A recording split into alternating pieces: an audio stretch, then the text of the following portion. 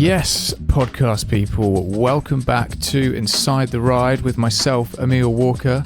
My guest today is Saif Ali, a social entrepreneur from Iraq who spent 18 years as an asylum seeker. He's also an artist, a filmmaker, a photographer, a designer, an engineer, and a speaker. He has a great TED Talk, which I would definitely recommend checking out.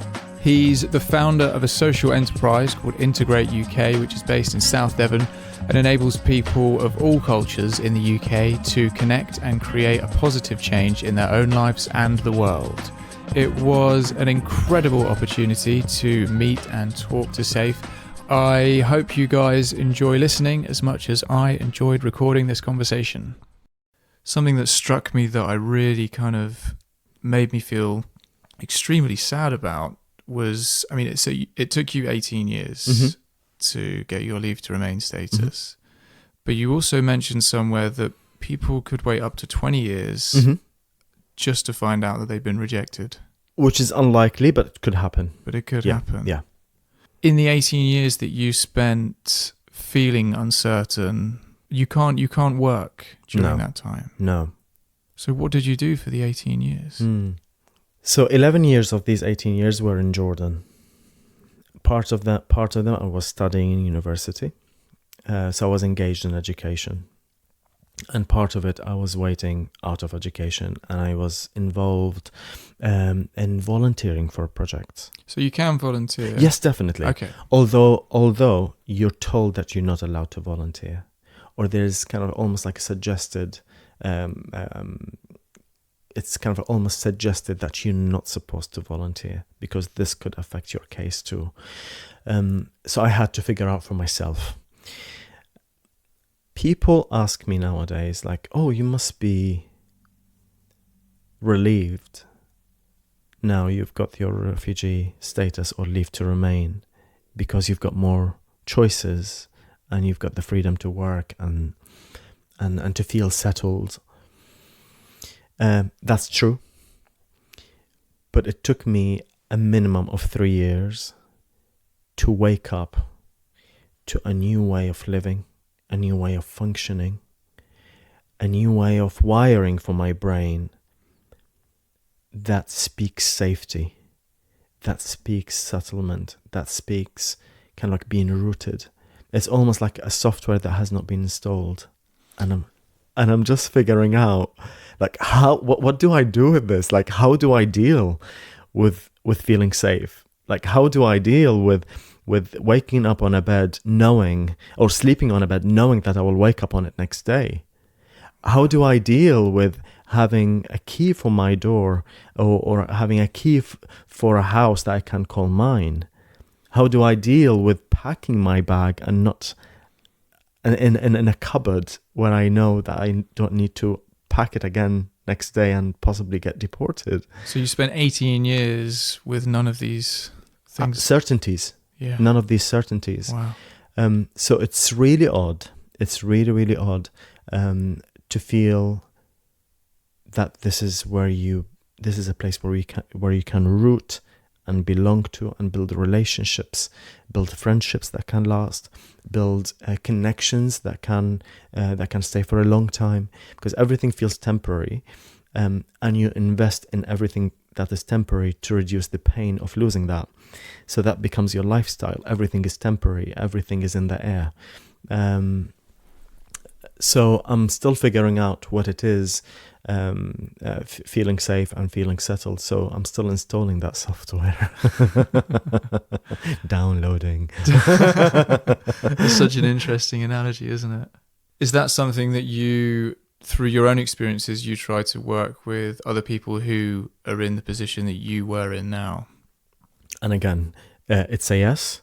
And there's always a bigger picture to whatever we do, and I always believe in that. Hence, I invest in implementing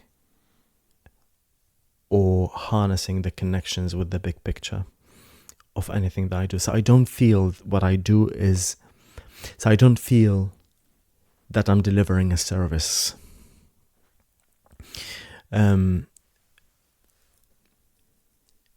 having a vision and being part of a bigger vision, for me, is more important than delivering a service. Sometimes as important, yeah, but for me, it is more important because that's what creates the sustainability for the impact. We were having a conversation earlier about like how we are always part of something bigger, and it's like a human instinct to long for belonging to something bigger, and that has always been almost the vehicle that carried me to be part of something bigger, where the details of what I go through can be diluted by something more immense, something that's more vast. So the intensity of it doesn't impact me as much. So it became like a way of thinking all the time. There's a story of a wise person who's been visited by a disciple. And this disciple was going through a really hard time, and life became just like too tough to be handled, and he couldn't bear it anymore. So he went to this wise man seeking an advice, and he told him this.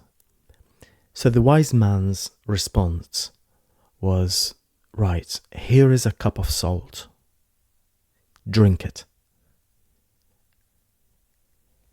So the disciple was, it's salt. I can't drink it. It's solid to start with. Second, it's too bitter. He said, drink it. He said, right. He had some of it, and he just like couldn't. He was choking with it because it was so bitter that he couldn't. And salty and bitter and harsh. He vomited it. He said, right, come with me. He took him to a nearby lake, and he asked him to pour the salt into the lake. He did. The disciple. Then the wise man asked him, he said, now drink the water. So the disciple went and drank some of the water, and he was able to drink it.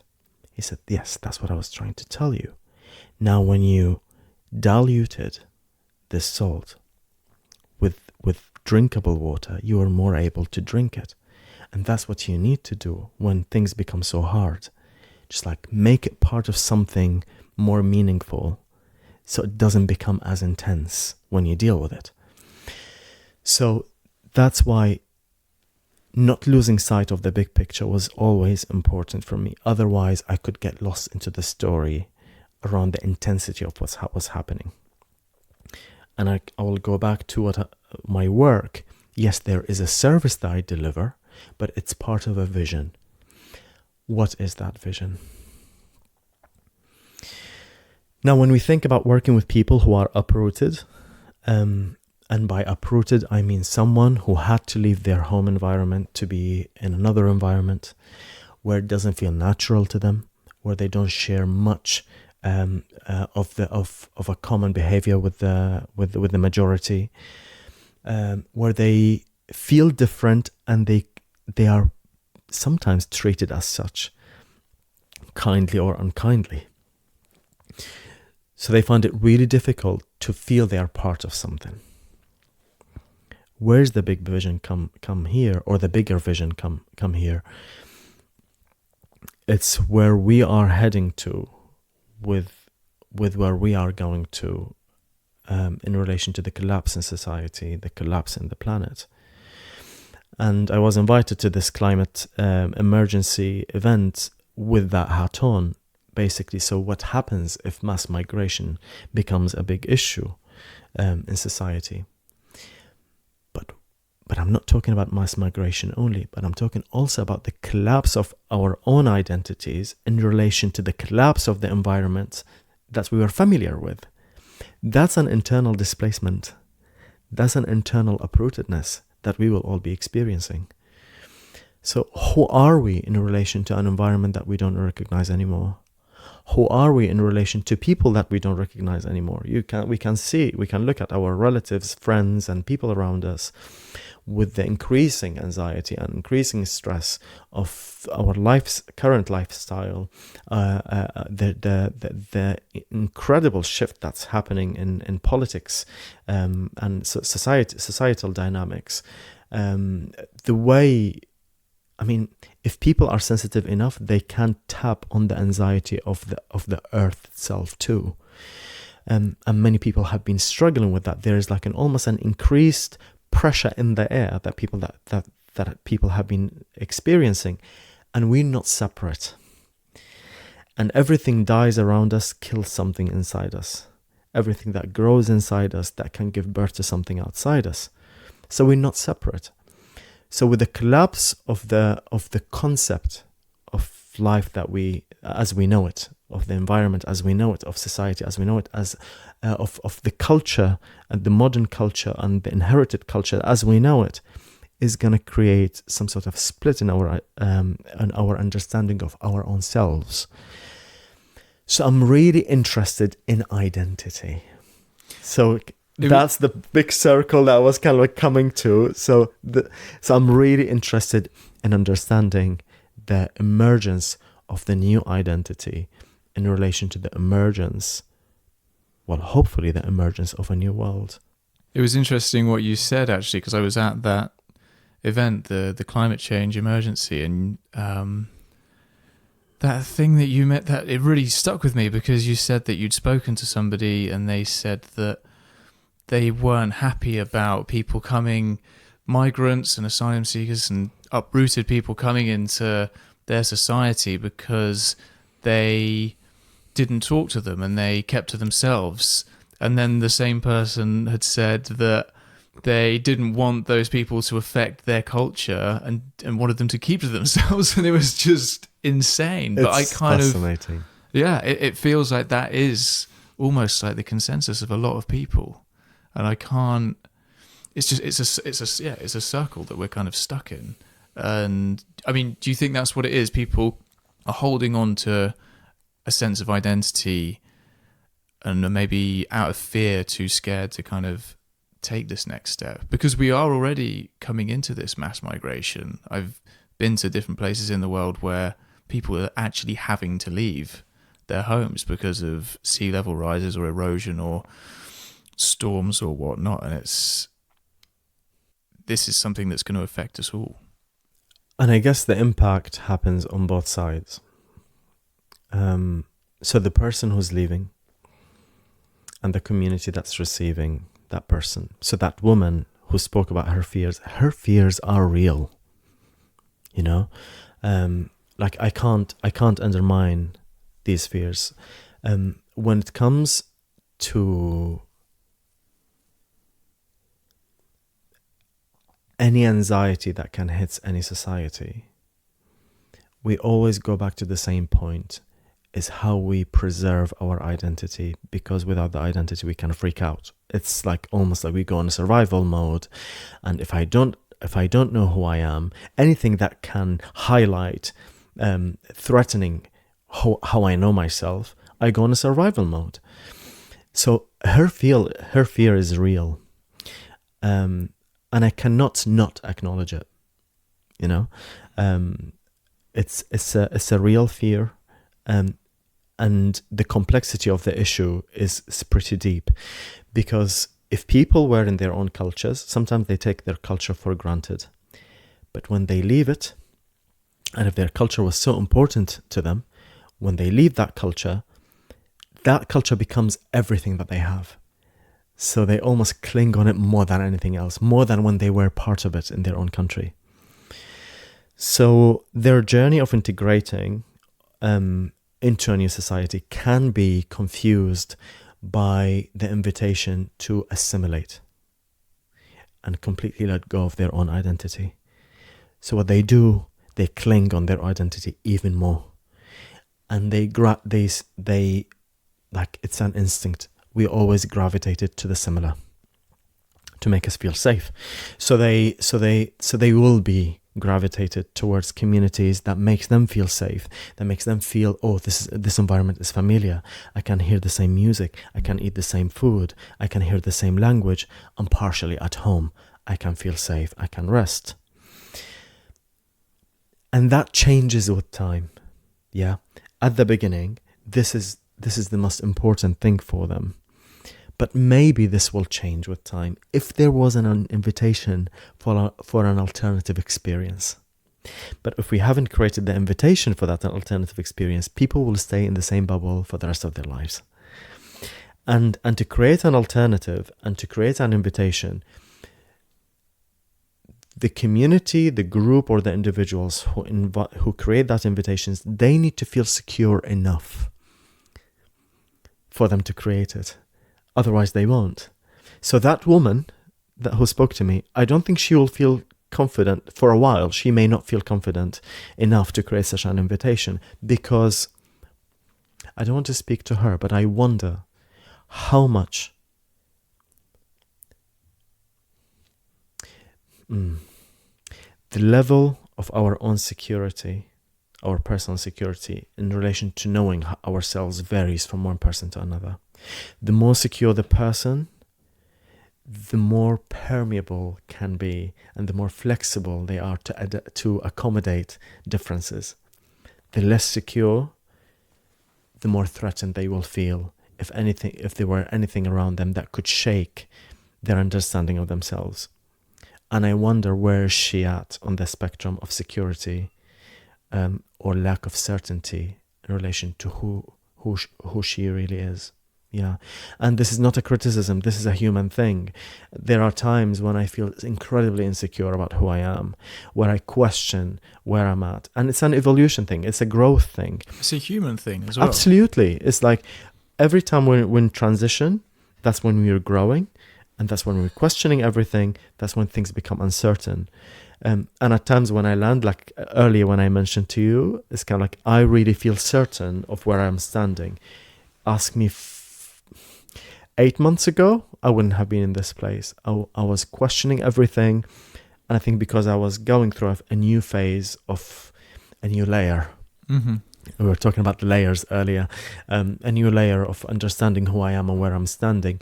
And I can't be certain when I'm exploring, because I'll kill the exploration process.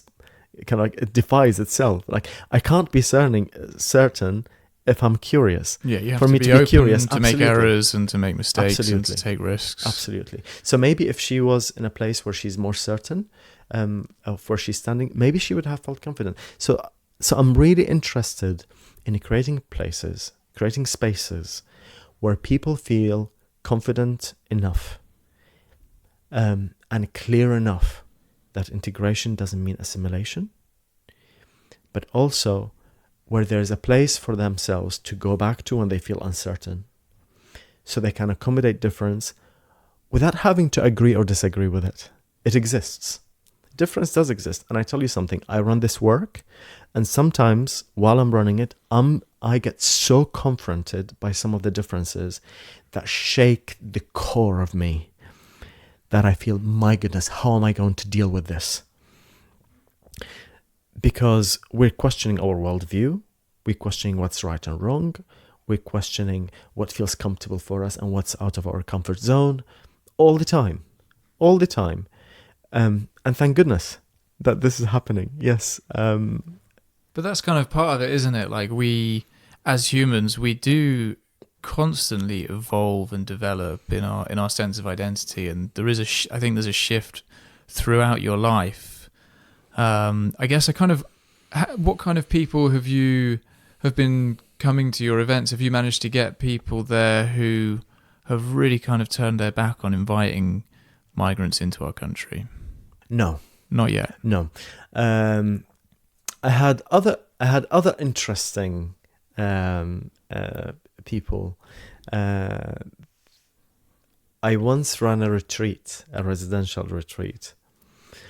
And it was a 2-day retreat where I bring people from different cultural backgrounds together.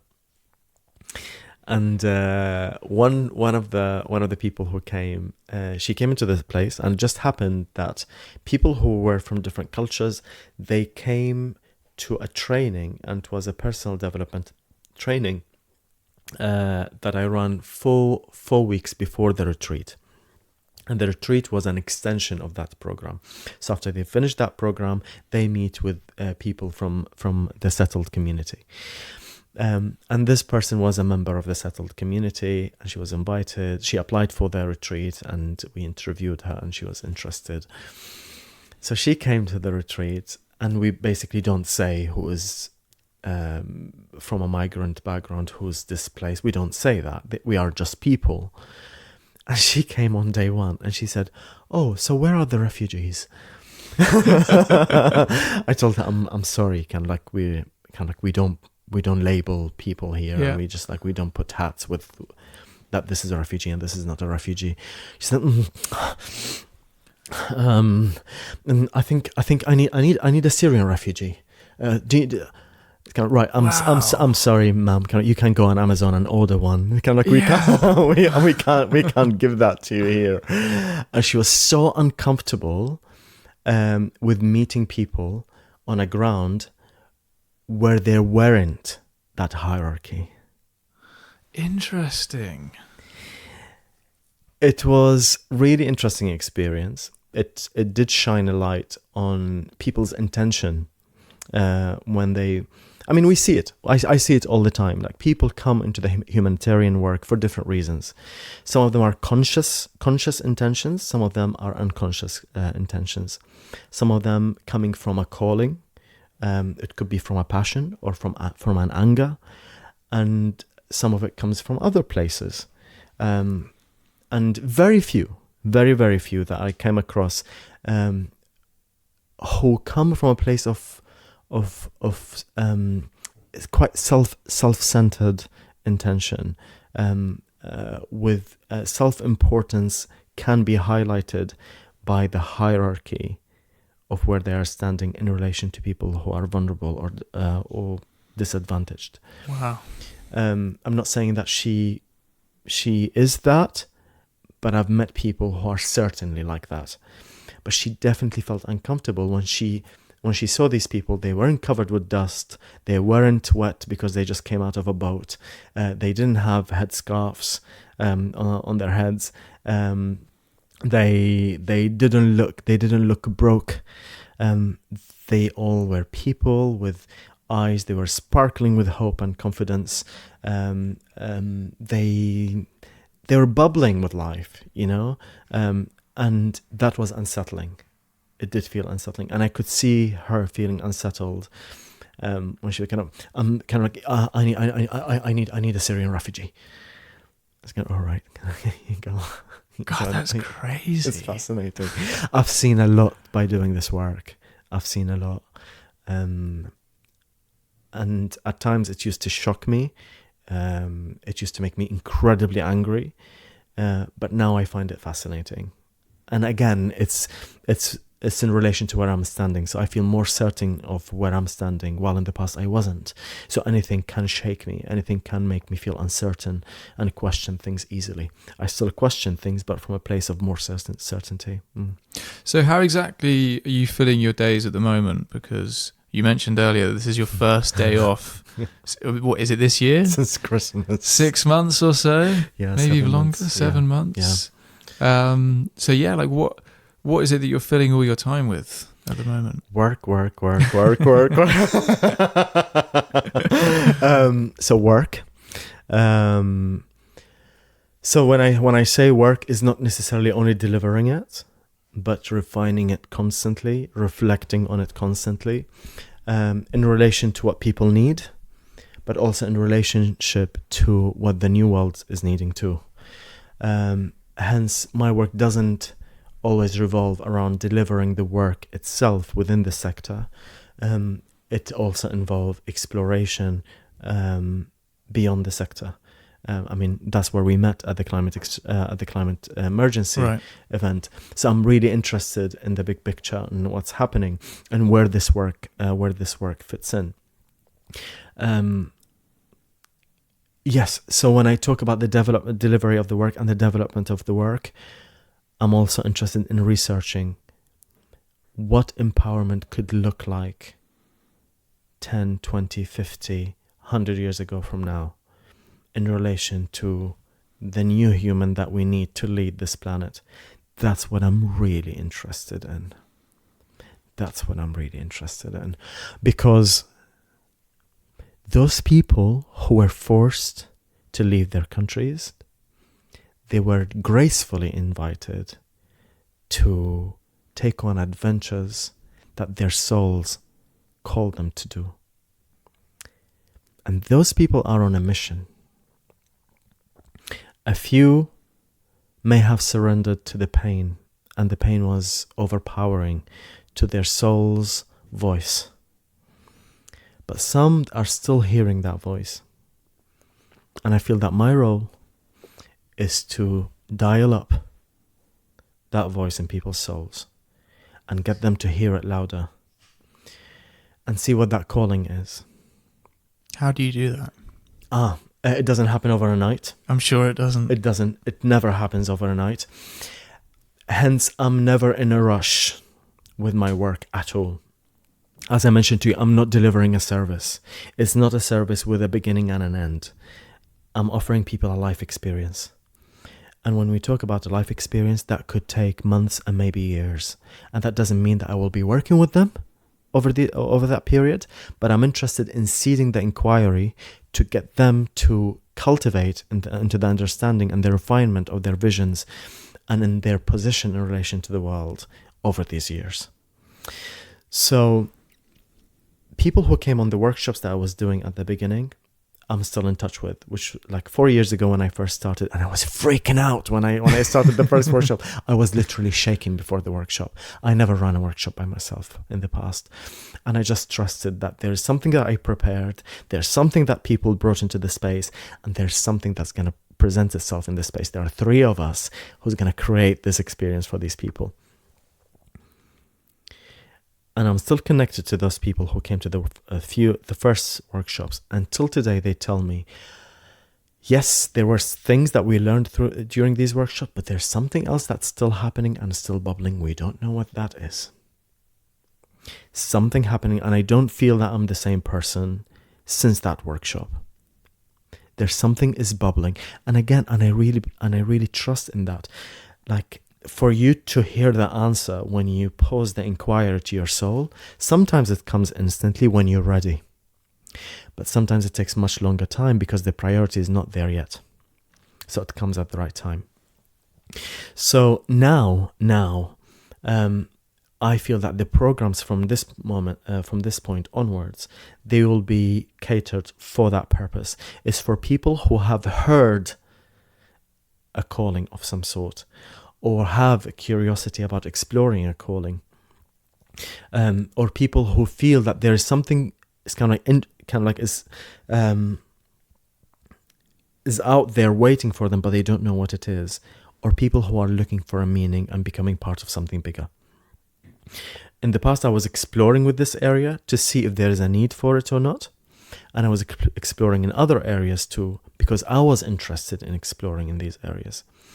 And I figured out that in the areas that I was curious about, there are many people who do the job incredibly well, and I'm not needed there. And there are areas that I always was interested in very, very deeply. And I got the reassurance that this is where I really need to focus on. It will be working with a few who can help the masses. That's where I'm standing, and this is where I want to focus on. It's people who feel that there's a song inside them and they want to sing it. There's a gift inside them, they want to share it. There's a purpose that they want to live it. These are the people that I want to work with. And again, there's something that I bring into the process, but I need to trust in their soul and what it's about to bring. So it's a dialogue. It's always a dialogue. So what I bring is an invitation for the dialogue, a space for the dialogue. And we were talking earlier about the invitation and the permission when we were talking about kind of like engaging with the creative work and rest and that. Sometimes we only need that permission to create the space to just like tune in. But not only this, because we're talking about real shit to be done, you know? So yes, we start the inquiry, we get the clarity, but also we need to take the action. So creating opportunities in the real world for people to address real needs, that's equally important. And this is what I'm exploring right now in partnership with big organizations here in the UK. So how can we take people on a holistic and comprehensive journey? So now they first explore where they are standing, they have the clarity, but also they have the roadmap, and then they have the opportunity to actualize it. If you think about it as a journey from self-realization to self-actualization. Yeah, it was interesting looking through your website, because a bit that really jumped out at me was that kind of searching for purpose. And I think you mentioned, I can't remember how it was worded, but it was let's stop seeking asylum and start seeking purpose. That's the name of my TED Talk, From Seeking Asylum to Seeking Purpose. Right. Yes. And I feel like... And that's how my journey was. And that's how my journey shifted. And again, it's the shift from the details of the story to the bigger picture. It's kind of, there's the story of you losing, you grieving, you're being displaced, you're being uprooted, and then remembering the big picture. It's actually an invitation. It's an invitation to something else. It's not about you being forced. I mean, yes, there's forceful, but it's like a universal nudge towards a certain direction. And then when we wake up to the fact it's an invitation to something bigger, way beyond our comfort zone. Way beyond our comfort zone. And that's where the resistance kicks in. Like, searching for purpose, I think, is something that is hugely lacking in our society. I think too many people give up too early on and kind of settle for that job that may be something that they were interested in, that they studied, or they have a family, or they need to make the money to support that family or whatnot. And I feel like searching for purpose it's like a universal need. And I think that not enough people are out there looking for what they're on this earth to do. I would like to answer this, but I would like to ask you the same question, because I want to hear your opinion about this. Why do you think people don't do that? Why do you think people don't search for that purpose? From my personal experiences, I think that a lot of it is to do with ego. People don't want to try something to get it wrong and to fail in it.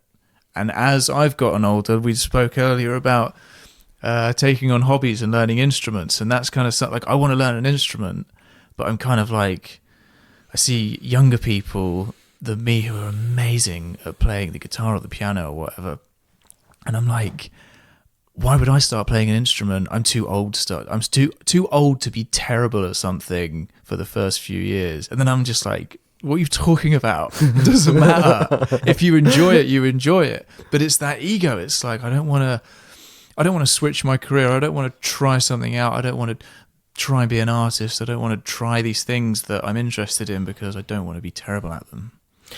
What would playing the music give you or add to you? I think a kind of sense of satisfaction, I think. Mm-hmm. But I don't know. But you don't know unless you try it. Yeah, exactly.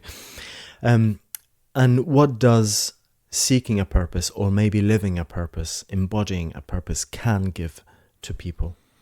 I think fulfillment. Okay. And I think that's kind of what we should all be looking for, is a life with fulfillment.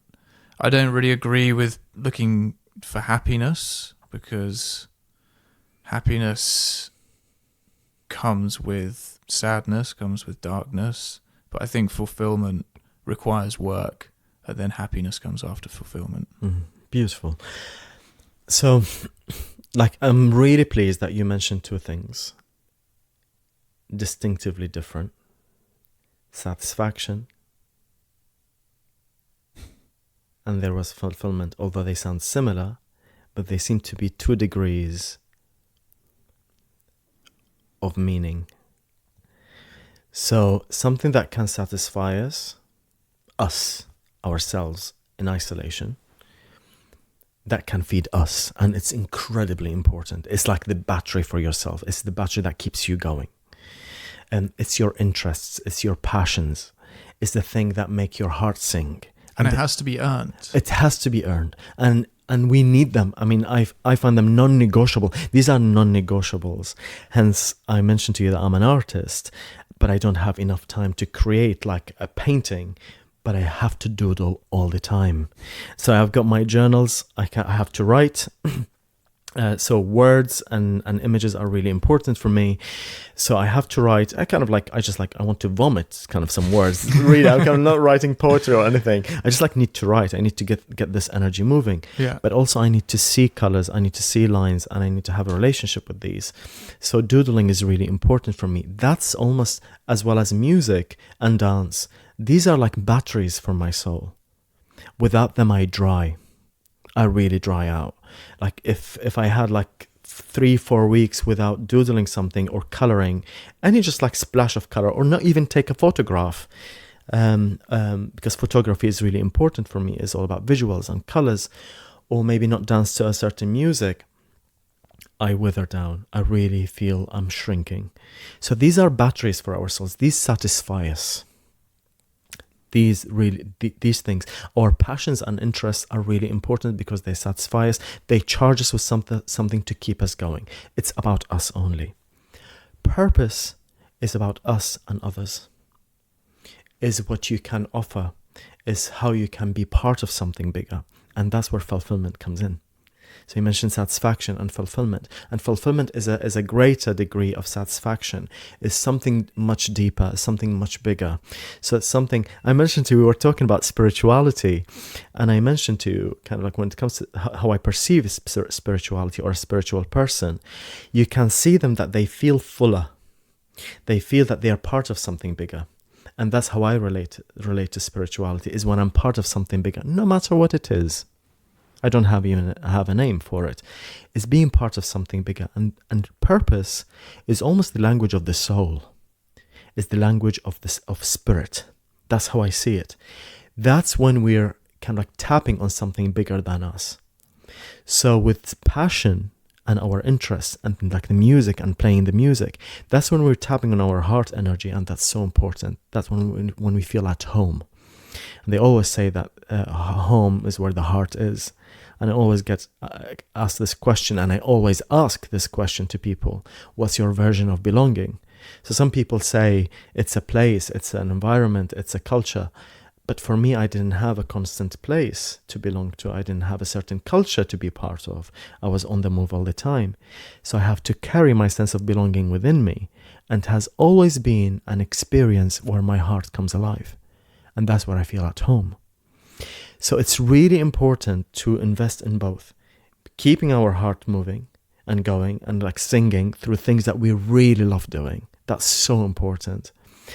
But also keep our soul alive by hearing that calling and becoming part of something bigger. Was there a kind of defining moment or an event that happened that made you feel like you could tap into that more, that sense of kind of spirituality or that kind of untangible energy? They always say that we're drawn to do things out of two impulses, out of pleasure or pain. And because I didn't have the clarity about what could my purpose be or that sense of spirituality was, so I wasn't driven by pleasure. I was more driven by pain because of the lack of it.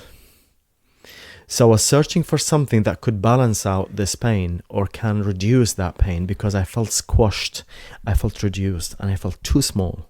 And when I feel too small, I was in pain. And me trying to kind of like expand beyond this smallness or this kind of like small size, that was my quest to experience or explore being part of something bigger. And once you say yes, and as soon as you say that bloody yes, you regret it. No, I don't. You totally regret it. So that's when the doors start to open, and that's when the quest could become even more focused, or become bigger when you're not clear yet. And I would say that the brave person is the one who goes all the way. Hence, many people don't embark on these adventures. You ask the question, why do people not seek purpose? It costs a lot. It does cost a lot. It costs you leaving your comfort zone. it costs you standing out and becoming the black sheep. It costs you being confronted and faced by paths that were least traveled, and you have to figure out how to travel through them, how to walk that journey. Because sometimes for you to embark on that quest, you have to create the blueprint for yourself. There's no blueprint that you follow. So it's much easier to stay where we are and like stay in our comfort zone. And for some people that's satisfying. Maybe not completely fulfilling, but satisfying enough, you know? Especially if they were living their passion and if they were doing something that they love. That's incredibly important. That's much better than someone who does something that they don't love, doesn't fulfill them, and doesn't make them feel part of something bigger than themselves. So it's not easy. It's not an easy path at the beginning. But once you land somewhere, once you figure out how to dance this tango, you continue doing it. You know, I wouldn't change anything in my whole journey. I wouldn't change a thing at all. I love that. Learn how to dance this tango. I thought I'll sexy it up, because it sounds too drastic. I think, all right, let's lighten it up a little bit. Yeah.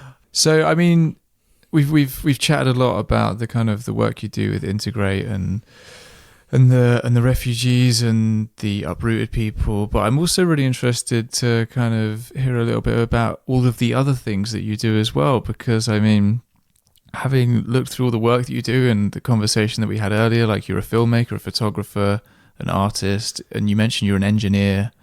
There's all of these skills and qualifications that you've got. What almost fascinates me, I mean, going back to kind of speaking about refugees, is that there's so many people who have been displaced that have arrived in this country, and generally the outlook is that these people they're just here and they don't have money, they don't have anywhere to sleep, and what we need to do is look after them. But actually, like, these people, yourself included, have qualifications, they have skills, they have attributes that our country could definitely benefit from, we could definitely benefit from, our communities could benefit from. How's that been for you to be able to express the skills that you have here? So there are 2 points here. There's the kind of the overall experience of people who come from different countries with all these skills. And there's the other issue with having many interests, which can be a gift and a curse. So for some time, having different interests was a burden for me. Engineering wasn't a choice, really. It was more of an influence from my family. When I studied engineering, I hated every day of that. Really? Yeah. Oh my goodness, I was the worst engineer in the Milky Way galaxy. It was like, oh, that's terrible. I hated it. But during that time, But the thing is, like, why I chose engineering, because you've seen it in my TED Talk.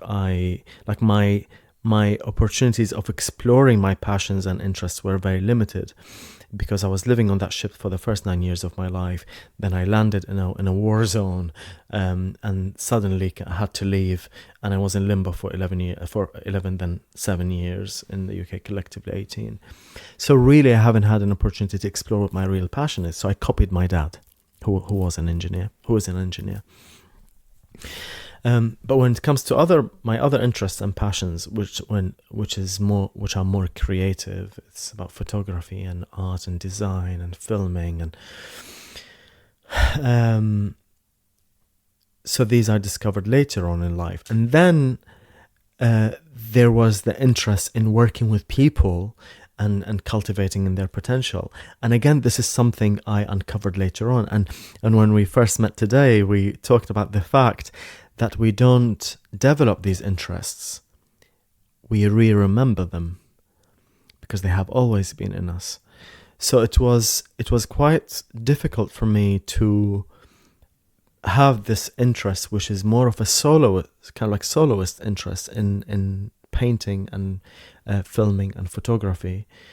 And then there's this communal interest, kind of like a people orientated, where I need to be an extrovert, with working with people, working with communities, and do public speaking, and which was terrifying for me at the beginning, being an introvert. It's so interesting that you call yourself an introvert, because I feel like you're extremely outgoing.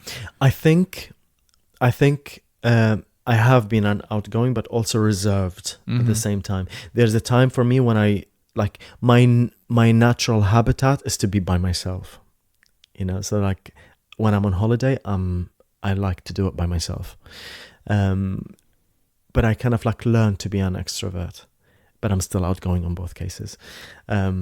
So there was that frustration or between kind of like doing this thing or that thing. And I think by becoming part of something bigger through the work that I do, I'm able to draw on all these skills, because my platform is much bigger right now, and it can accommodate anything. So for example, people ask me, it's kind of, I would love to apply to work for your organization. I kind of like, there's no organization. I run this work from my bedroom. It's like literally most of the work for the past 4 years, it was done by one person with the help of volunteers, with the help of other facilitators that I kind of through the funding I was able to commission, but it was all led and developed by one person. So it has been a one-man show. The marketing, the publicity, the development of the programs, the delivery of the program, the coordination of the events, the facilitation of the events, the preparation for the speaking, the outreach, the collaboration and the partnership formation. It was all done by one person, and that's because I was able, although the permission to work was given, that was taken away from me, but I was given the gift of time. I was gifted by time during that period. And during that period, I kept cultivating in the skills that I thought that I could learn, in the interest that I thought that they could be a passion, in the passions that they were emerging. And suddenly all these that are coming together now. So nothing was wasted. And this is what I always tell people in limbo: use it. You've got time now. Later on, when you get your refugee status, you won't have the time because you need to pay the bills. So you need to work really, you need to work, and you need to create that money for you to build your life. Right now, you don't have the permission to work, but you've been gifted with time. Use it wisely. And that's what I did. I can count on one hand the days when I had fun during these past 18 years. On one hand. Wow. All what I was doing is just like learning, and engaging in learning skills, in being part of projects, cultivating in something that could be of benefit, because I had this time, And again, I was talking about this divine orchestra. It's just like everything is being orchestrated for you. You can only see it at the end when you look back. While doing it, you have no idea why are you doing it. But later on, like in a much later stage, you look back and you're thinking, oh my goodness, that's a full song. It wasn't only notes. And it makes sense. It's a song that makes sense.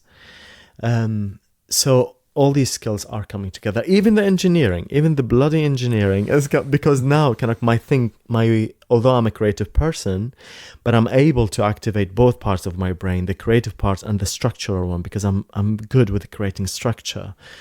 So that came in handy. I won't say that it was all wasted. Well, I feel like everything we spend time doing is going to have an impact on whatever we end up doing eventually. Absolutely.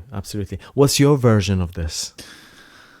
Well, the worst job I've ever done, which I mentioned to you earlier, was working in a fish factory, pulling bones out of fish. And actually, I think what I got from that was resilience, because I was there to save money to then not work for 6 months and go traveling. And I was working as much as I could, and I'd sometimes do up to kind of like 14, 16 hour shifts, standing on a conveyor belt, pulling bones out of fish fillets with pliers. Wow. And it was horrendous, but I was always like, no, it's fine. Just keep at it and things will get better. Keep going, keep going, keep going. And after that, anything I do, I'm like, hey, it's not as bad as that. That's amazing. Everything is transferable. Yeah. Yeah. So if there was kind of an ask that you would have of the people listening to this, what would it be? Like, I don't have one answer for it. Like, I don't feel that I'm able to answer it with one sentence. Like, first, I'd love people to visit our website and connect with our social media.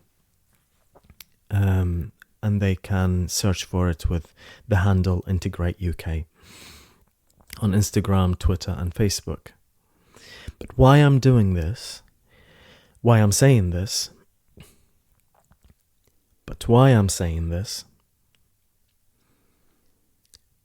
because from this year onwards, there are some incredibly exciting projects that we'll be working with. And my heart is singing right now, just like thinking about it and just like seeing it. Because what I'm trying to create is an inclusive space, whether it's online or on the ground, where people can start that journey of self-inquiry, that can start this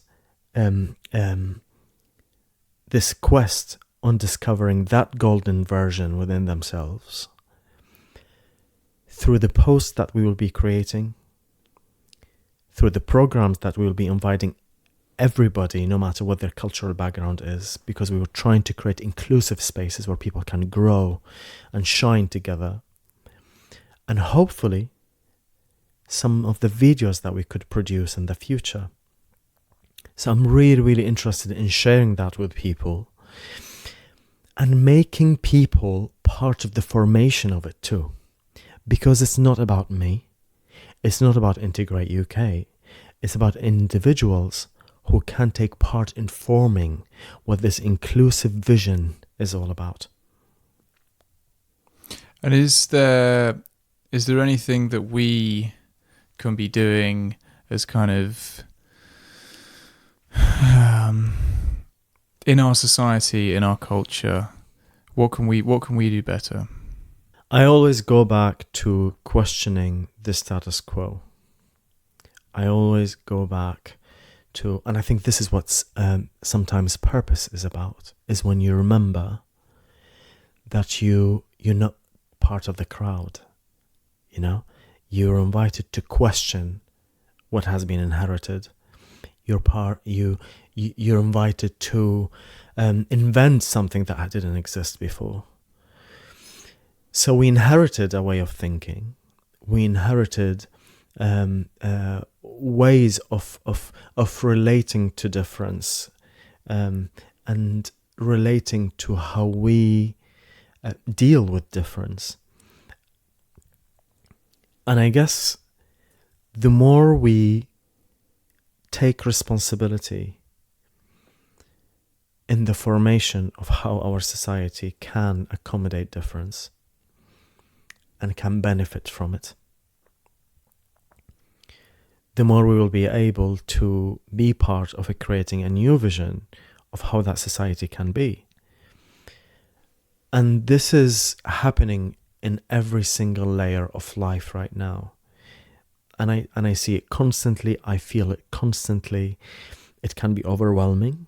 Like, I remember there were times when I wake up in the middle of the night, like panicking, because of the intensity of that kind of like formation and disintegration that gives birth to the formation, to the new world, but the disintegration of the world as I know it. And you can almost kind of like scoop out that you can scoop it out of the air, kind of the intensity of what's happening, the tension that's building up in the air, and people feel it in different ways, especially those who are tuned in to these energies. So the more people take leadership or take an active part in the formation of new ways of thinking, the easier, the faster, and the more effective will be the collective effort in creating this vision that can accommodate a new world that works for everybody and the planet. I really believe that small is beautiful. And it doesn't need to be something huge. And it shouldn't always be huge, because when it becomes huge, sometimes we lose touch with why we started it and we get lost in the bigness of it. So the small acts that people do, it can be as simple. It can be as simple as when you pass by a homeless person, if you're giving them a sandwich or buying them a drink, to sit with them. Not only give it to them, just like sit with them. And that builds a connection with somebody where people feel seen and they feel part of something. So it's all about kind of like bringing together the pieces that were fragmented.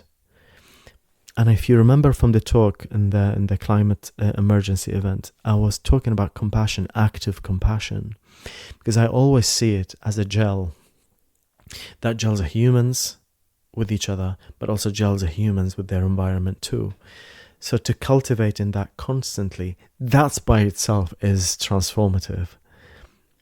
It's an intention. It's only an intention. It doesn't cost you money. It may push you to do something that you haven't done. But within it, there's a huge ripple that could be created. It can be as simple and as profound as this. It doesn't need to be setting up a huge project. And it can't be setting up a big project too. So there's a scale. There's always a scale for what people can do. Yeah, I remember hearing a while ago somebody said that it's easier to be nasty to someone than it is to be nice to someone. Oh my goodness. Being nice to someone requires work. Absolutely. Being compassionate requires work. It does. Yeah. And I guess for us to share love, we need to feel love for ourselves, or to feel love from the first place too.